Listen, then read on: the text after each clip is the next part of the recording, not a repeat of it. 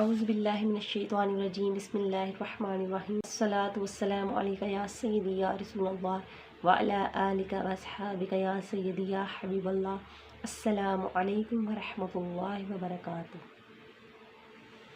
ناظرین، آج کا میرا وظیفہ آپ کی اللہ پاک سے ہر قسم کی حاجت منوانے کا وظیفہ ہے۔ اللہ پاک سے آپ کوئی بھی حاجت منوانا چاہتے ہیں یا آپ کے دل میں کوئی بھی حاجت ہے کسی قسم کی بھی، تو انشاءاللہ تعالیٰ اس وظیفے کی برکت سے اللہ پاک آپ کی تمام حاجتیں پوری فرما دے گا۔ لیکن آپ کے دل میں جو بھی حاجت ہو، جو بھی خواہش ہو، جو بھی مقصد ہو، وہ بالکل نیک ہونا چاہیے، جائز ہونا چاہیے۔ انشاءاللہ تعالیٰ آپ پر اللہ پاک اپنا کرم رکھے گا۔ یہ اس وظیفے کی برکت سے اللہ پاک آپ کی تمام حاجات پوری فرما دے گا۔ تو یہ اس وظیفے کو آپ نے کب کرنا ہے؟ 9 محرم الحرام کے دن آپ نے 9 محرم کو آپ نے یہ وظیفہ کرنا ہے۔ انشاءاللہ تعالیٰ اس عمل کی برکت سے اللہ پاک آپ کی تمام قسم کی حاجات پوری فرما دے گا۔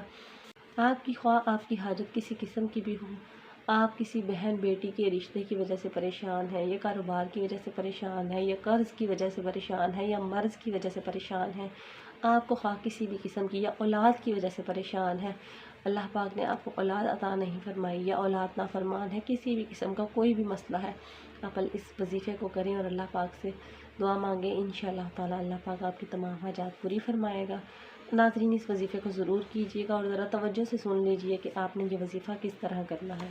تو ناظرین، 9 محرم کے دن ظہر کی نماز کے بعد آپ نے یہ کلمات 100 مرتبہ پڑھنے ہیں، اور وہ کلمات کیا ہے؟ لا الہ الا اللہ واللہ اکبر ولا حول ولا قوة الا باللہ، لا الہ الا اللہ واللہ اکبر ولا حول ولا قوة الا باللہ۔